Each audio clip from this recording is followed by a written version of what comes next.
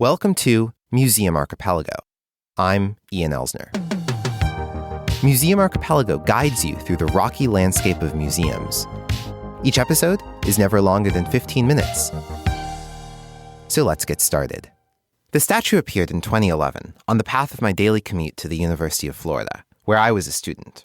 It was a statue of a football player named Tim Tebow, and the strange thing about it was that Tim Tebow was still around.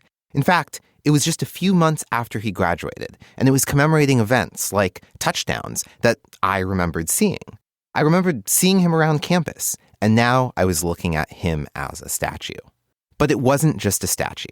Behind the statue was the entrance to a Hall of Honor, which featured football trophies. But the space was not just a room with trophies.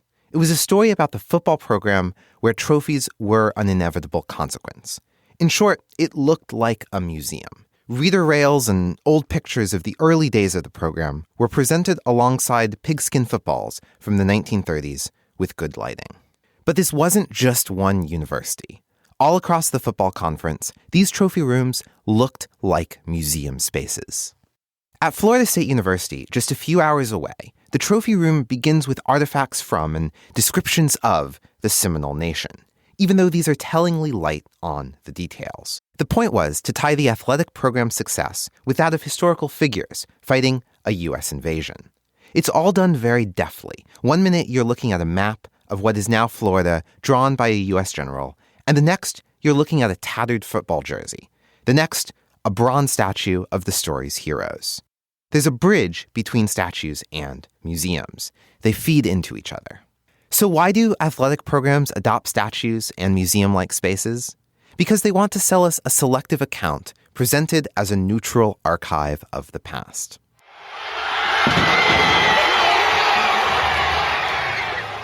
Last week, in Bristol's The Centre, Black Lives Matter UK protesters tore down a statue of Edward Colston, a prominent 17th century slave trader.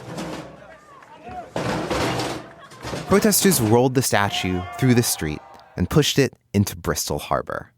The same harbor that Colston's Royal African Company ships that forcibly carried 80,000 people from Africa to the Americas used to dock. Before it was thrown into the harbor, the statue of Colston had been standing in the center of town since 1895. And it wasn't as if the source of Colston's wealth was just discovered last week.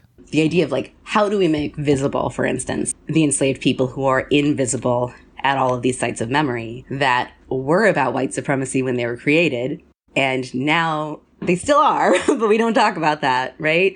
How do we make that visible? That's something that I've been playing around with for a long time. This is Dr. Lyra Monteiro, professor of history at Rutgers University Newark and co-founder of the Museum on Site and creator of Washington's Next. In her interview for episode 77 of this show, she explains and answers one of the arguments against taking down white supremacist statues in the context of the United States. The slippery slope argument. And the people who make this argument tend not to be the ones who are overtly gung-ho and it's our Southern heritage to honor Robert E. Lee. It's not those folks, right? It's more the people who are historians, sometimes art historians, sometimes museum folks. The argument that they make is that, well, yes, it's not good that there is a statue to Robert E. Lee. But the thing is, if we take him down, and obviously using him to stand in for all the Confederate statues, if we take him down, well, then where are we going to stop? Because if the reason why he's not appropriate for us to honor in public space is because of slavery, well, there are other slave owners that we honor in public space. And of course, the biggest ones there are George Washington and Thomas Jefferson. And of course, there's no way in hell we're going to get rid of those statues, right? What, we're going to take down the Washington Monument? I don't think so, So the idea is it's a slippery slope that we're starting to tumble down the minute that we start taking down the statues of people who supported and promoted slavery. Montero's answer to the slippery slope argument is yes.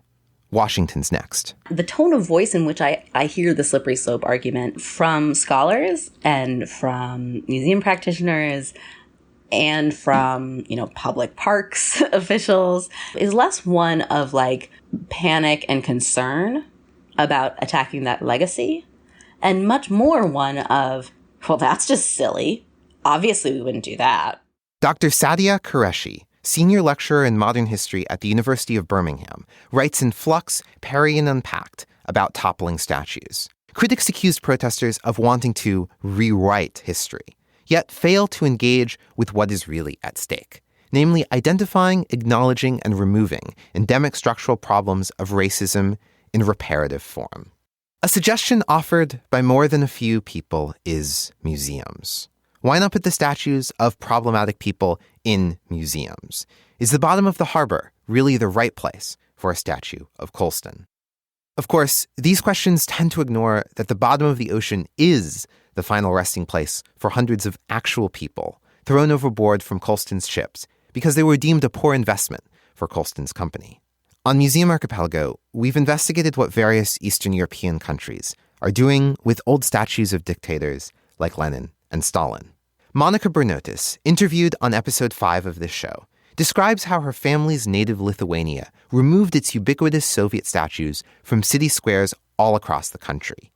The removals were events that helped build the young nation, but once the statues were removed from their original locations, no one knew quite what to do with them. Many of them ended up at something called Grūtas Park, a kind of half-theme park that includes a massive statue garden. The statues are presented simply and somewhat randomly. Each has a little description of the city and square where the statue used to stand. Many Lithuanians and the Lithuanian government have criticized the uncritical approach to the park's layout. Visitors are free to do whatever they want. But I guess once you get into the actual statue walk, it's kind of funny because you can do whatever you want.